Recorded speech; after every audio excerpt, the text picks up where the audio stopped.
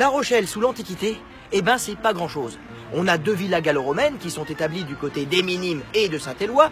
On y cultive les richesses locales, le sel, le vin, mais il n'y a pas encore ce grand port que La Rochelle va être appelée à devenir à travers le temps. Non, pour l'heure ici, c'est simplement des marais, des marécages, des marais salants battus par les caprices de l'Atlantique. Il va falloir attendre la fin de l'Antiquité et même le Haut Moyen-Âge pour voir enfin un premier bourg s'implanter ici, articulé autour d'un port, lui-même établi le long du ruisseau de Lafond, dont on peut encore voir le tracé dans le parc Charruillet. Voilà, ici. Ce petit ruisseau insignifiant, eh bien c'est vraiment le cordon ombilical de la future La Rochelle, qui pour l'heure s'appelle Roupella et qui s'est établi ici, en hauteur, au niveau de l'actuelle place de Verdun, pour avoir les pieds secs. Eh bien pour moi, ce petit ruisseau, c'est grâce à lui que La Rochelle va se développer et devenir ce grand port maritime. C'est ce petit ruisseau qui apporte aux Rochelais les richesses de la mer.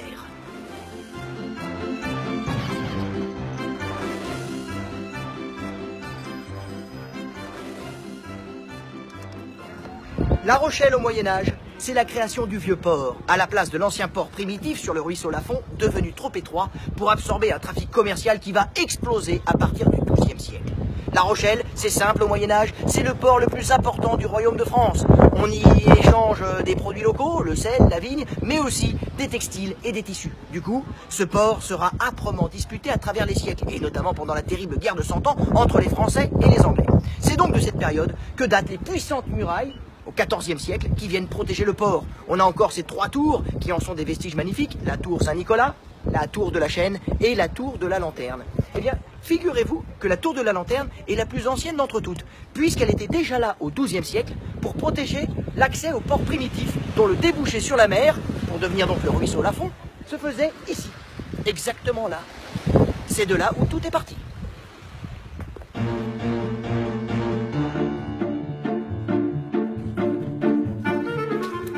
La Rochelle, pendant la Renaissance, ce sont évidemment les terribles guerres de religion, cette guerre civile entre Français catholiques et Français protestants, dont La Rochelle sera une des villes les plus cruellement frappées.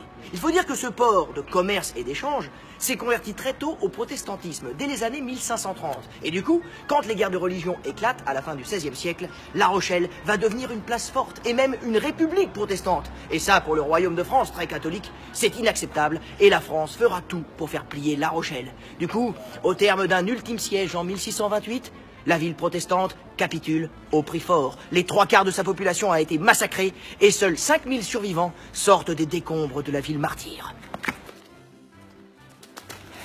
Et c'est pour moi ici, devant la maison du maire protestant François Pontard, que ce sinistre destin s'est enclenché. En effet, c'est lui, François Pontard, qui va soulever les protestants de La Rochelle en 1568 et les inciter à chasser et massacrer les catholiques. Les églises sont pillées, détruites, et 13 prêtres sont massacrés, égorgés et jetés du haut de la tour de la Lanterne. Le sang appellera le sang, La Rochelle en paiera le prix.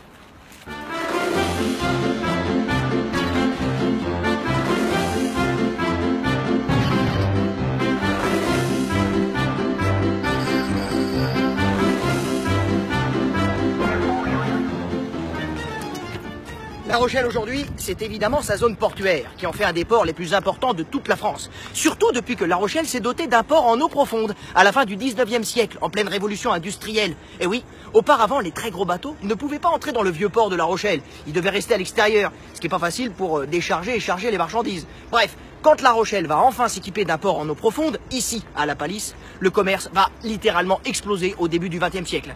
Malheureusement, cet élan sera brisé par les 2 guerres, la Première et la Seconde Guerre mondiale surtout, quand les Allemands vont construire ici, à La Palisse, une base militaire navale destinée à abriter les sous-marins qui allaient torpiller les bateaux venus d'Amérique et d'Angleterre sur l'Atlantique. Cette base militaire était une zone stratégique de première importance, et c'est ce qui fera que la poche de La Rochelle sera une des dernières à capituler, le 8 mai 1945, à minuit, s'il vous plaît.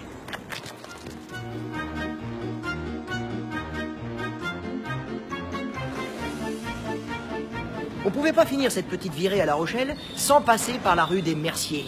La rue des Merciers, c'est la grande rue de La Rochelle au Moyen-Âge. C'est là que bat le cœur de la ville commerçante, où les drapiers, les merciers, les tisserands peuvent circuler avec leurs marchandises à l'abri de la pluie grâce à ces fameuses arcades typiques du Moyen-Âge de La Rochelle. Et regardez cette maison Renaissance. Elle a appartenu au maire de la ville, Jean Guiton. Jean Guiton, c'était un marin, un aventurier, un armateur, un protestant. C'est lui qui a soulevé la ville contre le roi de France. Bref, Jean Guiton résume à lui tout seul la devise de La Rochelle, liberté, indépendance.